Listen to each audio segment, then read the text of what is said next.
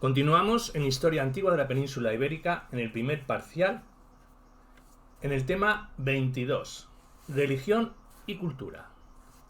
Religión. La religión romana. En líneas generales, la religión romana resulta una amalgama de muy diversas influencias que inciden sobre un trasfondo claramente indoeuropeo. Este carácter mestizo es consecuencia del largo proceso de maduración y del influjo propio de la interacción progresiva con sus vecinos que le llevó tanto a la aceptación de novedades en el ámbito de la religión como a la conservación de caracteres muy arcaicos, sufriendo por tanto una paulatina modificación desde su pureza originaria. Esta asimilación de divinidades foráneas se realiza por medio de dos instrumentos de primer orden: la interpretatio y la evocatio. La interpretatio o asimilación de divinidades foráneas a dioses romanos, o lo que es lo mismo, la fusión de dioses que tenían la misma funcionalidad en uno solo. Se trata de una opción que busca adaptar al lenguaje romano a una realidad diferente, pero que termina modificando ambos parámetros a su favor. En el caso de los dioses griegos, se tomaron caracteres y rasgos teológicos amalgamándolos con los que ya poseían las divinidades romanas interpretadas. Por ejemplo, Júpiter se asimila a Zeus, Juno a Hera, Minerva a Atenea. Se les interpreta con los ojos prestados de la teología griega, pero se mantiene su carácter triádico plenamente romano y completamente ajeno al pensamiento religioso griego. En definitiva, mira la teología ajena por medio de los instrumentos que ofrece la propia.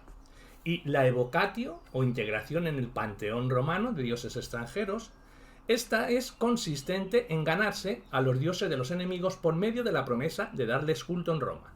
Este tipo de ceremonias, previas a los enfrentamientos bélicos, potenciaron la interpretación a la romana, por ejemplo, de dioses semitas.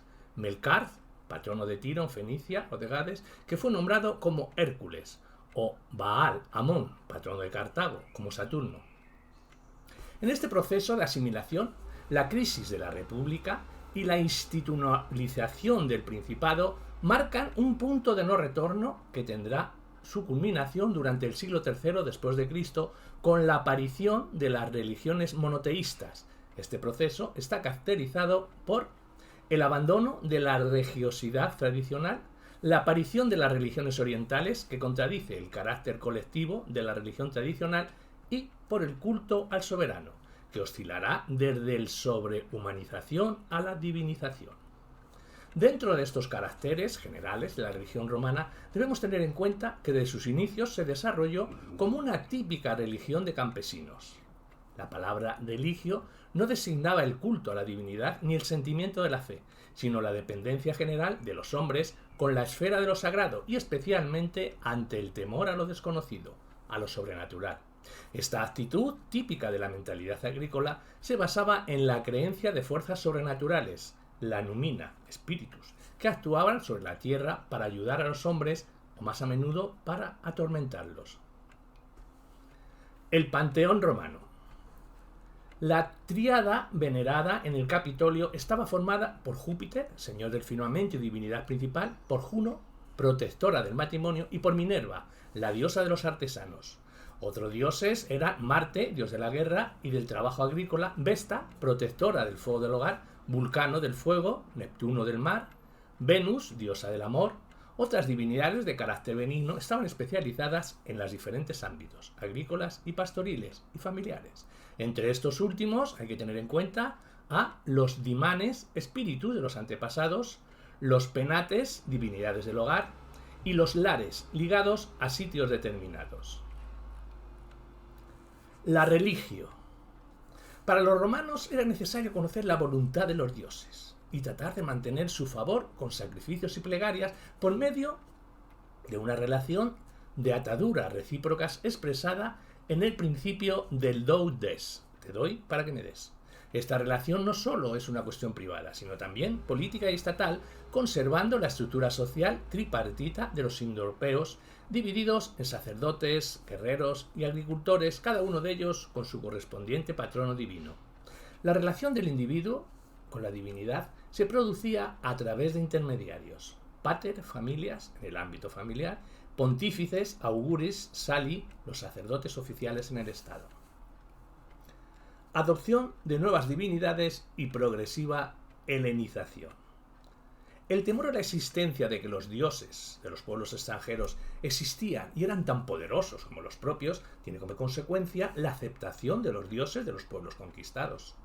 De este modo fueron asimilados los dioses, cultos y ritos del mundo etrusco, arúspices, y de los pueblos itálicos, lo que contrasta frontalmente con la intolerancia de la política militar y de dominio.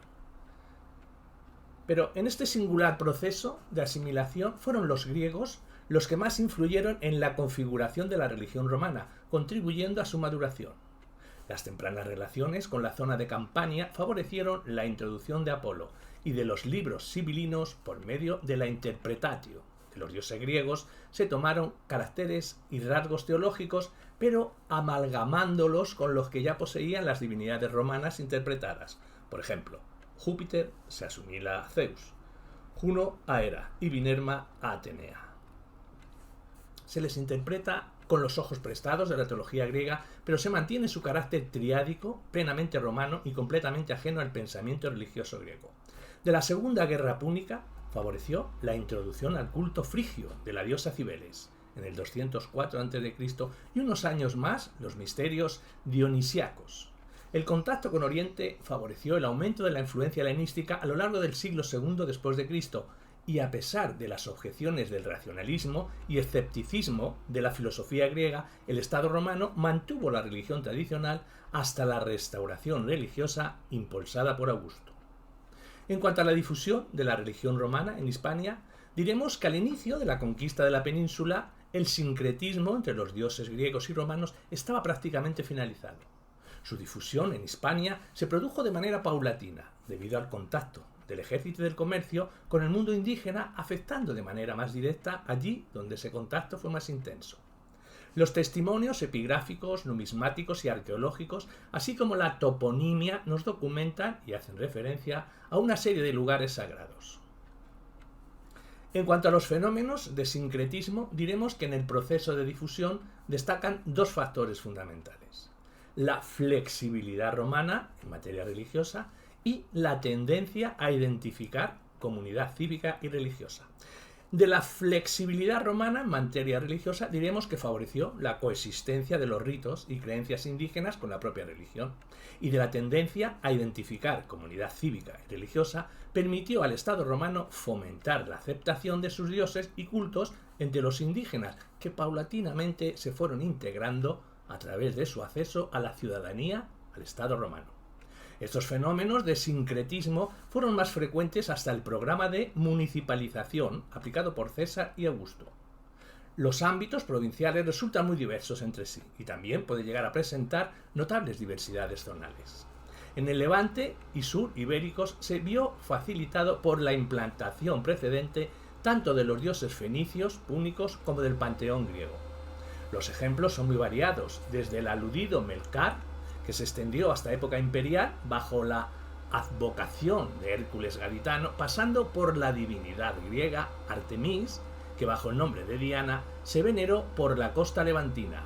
Apolo era adorado en Itálica y Ampurias con el nombre de Medicus, hasta llegar a las deidades del ámbito de la religión privada relacionados con las aguas medicinales como Salus, la diosa Fortuna o las ninfas. Los cultos capitolinos, otras divinidades. La temprana presencia en Itálica, Tarraco, Ampurias o Sagunto de templos tripartitos dedicados al culto de la tríada capitolina nos documentan el aspecto oficialista de la religión. Por otro lado, la tríada representa la proyección religiosa de la tradición institucional. Los capitolios y templos terminan convirtiéndose en una seña de identidad imprescindible para las comunidades dotadas de derecho de privilegio. A imagen de Roma, la oligarquía provincial promociona la construcción de templos y capitolios como símbolo de tradición y cultura, como símbolo religioso del poder y la preeminencia romana y de proceso de latinización. Junto con la tríada, otras divinidades romanas ganaron seguidores. La más extendida fue Júpiter, imagen sincrética del poder romano e indígena que respondía a problemas, aspiraciones y necesidades propias.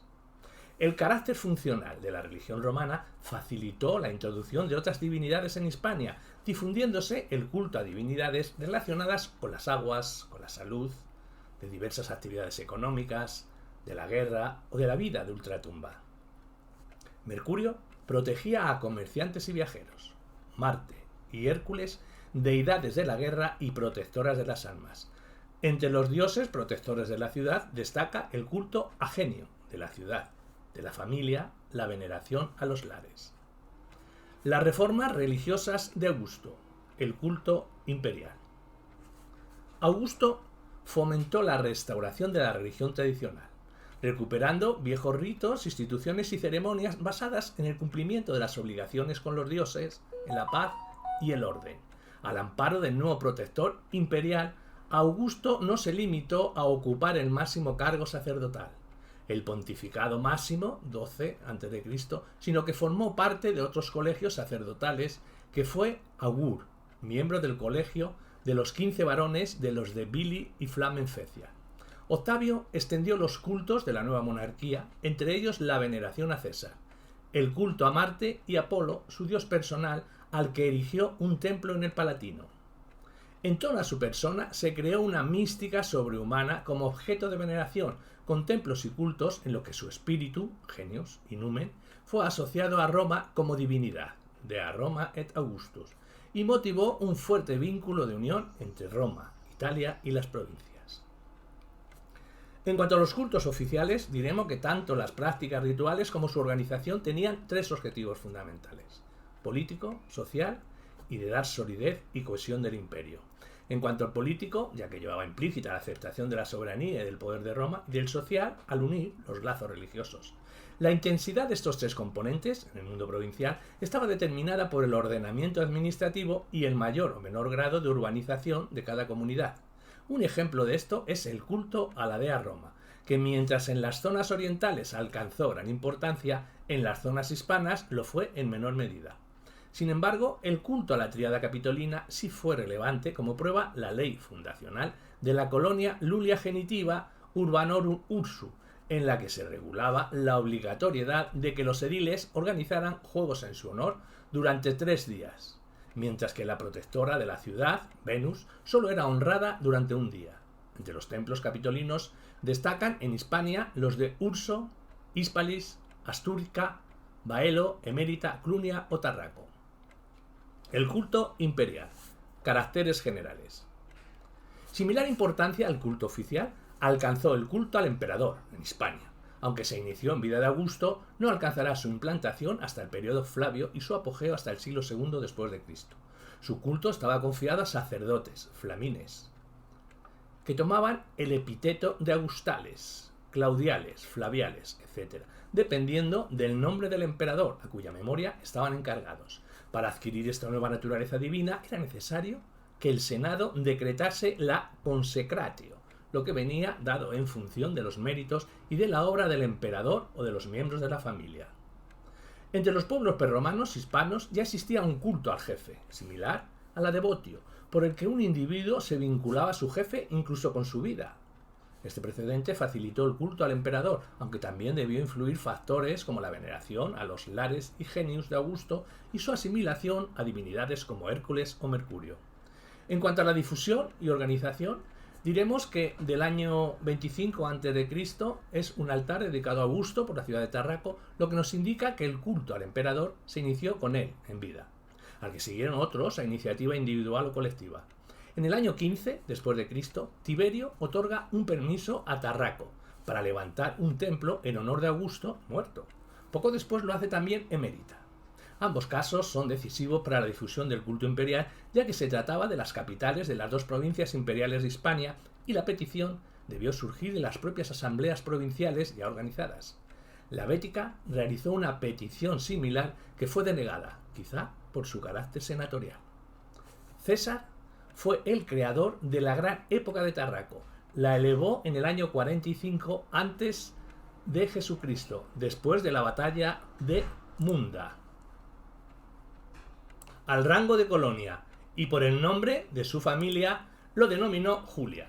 Después, la colonia Tarraco fue el cuartel general desde el cual Augusto, en los años 26-25 a.C., dirigió las operaciones contra los cántabros y astures, los últimos íberos que lucharon todavía por su libertad. Desde entonces, Tarragona es la capital de la provincia Citerior o Tarraconensis y fue honrada por Augusto con el nombre de Triumpalis, en recuerdo de su victoria cantábrica, de manera que a partir de este momento el nombre oficial de Tarragona es el de Colonia Julia Urs Triumpalis Tarraco. Los ciudadanos de Tarraco, agradecidos al emperador por tal distinción, le levantaron un altar. En las monedas de Augusto aparece este como una gran construcción cuadrangular adornada con los ornamentos acostumbrados de guirnaldas de laurel entre cráneos de buey, y encima una palma. De este altar de Augusto en Tarraco se cuenta una bonita anécdota. Los tarraconenses comunicaron al emperador la alegre nueva de que en su altar había nacido una palmera, símbolo de su victoria. Pero el emperador tuvo la suficiente malicia para contestar: así se ve con cuánta frecuencia me ofrecéis sacrificios en mi altar. Al altar siguió en el 15 de nuestra era, un año después de la muerte de Augusto, un templo dedicado al Divus Augustus, colocado entre los dioses del Estado. También el templo está representado en las monedas como un edificio magnífico con 8 columnas corintias en su frente y por detrás. El friso del templo estaba adornado con guirnaldas de hojas de acanto, cuya fina ejecución puede admirarse en los restos conservados en el museo. También han quedado fragmentos de otras partes del templo, por lo que parece posible algo de reconstrucción. Las columnas tenían un diámetro de unos 55 metros y una altura de 12. En el interior estaba la imagen que se daba culto, conocida igualmente por las monedas. El emperador, en figura de Zeus olímpico, en trono, la mano izquierda descansando en un cetro y teniendo sobre la derecha extendida la diosa de la victoria. El templo parece que se levantaba al sur de la catedral, en el lugar más elevado de la ciudad, porque aquellos restos arquitectónicos se encontraron en 1847, región de las calles de San Lorenzo y Santa Creus, donde se ofrece una magnífica ocasión para excavar, habiéndose derribado allí todo un barrio. Con sus altas columnas, el templo debía ser visible desde muy lejos, sirviendo de guía al marinero, como ahora la torre de la catedral. El templo de Augusto fue restaurado por Adriano, cuando este emperador viajero visitó Tarraco. El culto imperial se consolida y desarrolla con la dinastía Flavia, tras el escaso interés de los sucesores de Tiberio. Vespasiano extendió el culto a las circunscripciones conventuales y completó el provincial con su introducción en la Bética. Con los antoninos, vinculados a Hispania, el culto se popularizó con la construcción de templos, esculturas y dedicaciones a la familia imperial. El culto imperial, en definitiva, era un eficaz instrumento de utilización de la religión al servicio del Estado, al sentimiento de lealtad al emperador y a la cohesión del imperio, sirviendo, además, para la promoción de las élites locales. Eran las normas municipales las que se regulaban la existencia de 2 colegios en las ciudades, pontífices y augures, compuesto por 3 miembros, elegidos de por vida por los ciudadanos. Entre sus privilegios estaba la exención de milicia, la inmunidad, uso de la toga protesta y el asiento entre los decuriones en los espectáculos, como ocurre en Urso. La organización del culto imperial se articulaba en 3 eslabones administrativos: ciudades, conventus y provincias. Sería el culto municipal, el culto conventual y el culto provincial. El culto municipal es la primera manifestación del culto imperial. Está confiado a sacerdotes.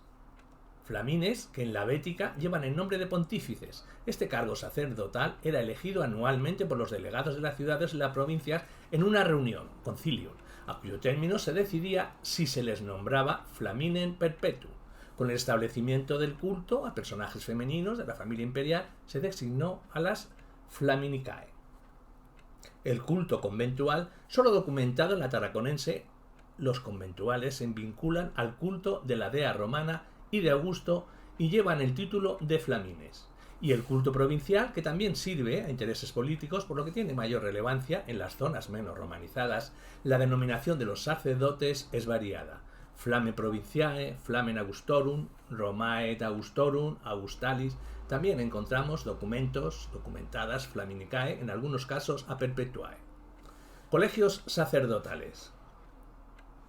La organización del culto provincial se desarrolló a través de la asamblea o concilia provinciales, donde participaban delegados de diferentes ciudades de cada provincia que votaban a los candidatos a flamines. Estas reuniones eran aprovechadas para recordar los problemas de la provincia al gobernador o al emperador, llegando a jugar el papel de órganos representativos. La multiplicación de flamines propició la creación de colegios sacerdotales como los Magistres Larum Augustalium, los Sodales Claudinae o los Flaviles. El más importante era el de los Augustales, cuyos miembros eran fundamentalmente libertos enriquecidos por la actividad comercial o artesanal, donde encontraban un medio de promoción social. El alcance y el significado del culto imperial es la discusión sobre el alcance del culto imperial que se ha centrado tradicionalmente desde el escepticismo de su implantación oficial, olvidando la solidez del deseo popular sobre las que se formalizó el interés político, los sentimientos de devoción hacia Roma, hacia el emperador y hacia el régimen. Los flamines locales eran los representantes del emperador en las ciudades, garantizando su arraigo. De ahí la importancia de estos hacia la coherencia y cohesión del régimen imperial. Sin embargo, la crisis del siglo III condujo a la búsqueda popular de otros dioses y cultos que calmaran sus necesidades espirituales, como los mistéricos en un principio y finalmente el cristianismo. Los cultos orientales, difusión en la península. Junto a la religión romana se difundieron ex novo cultos orientales, donde se engloban los propios orientales y los de carácter mistérico.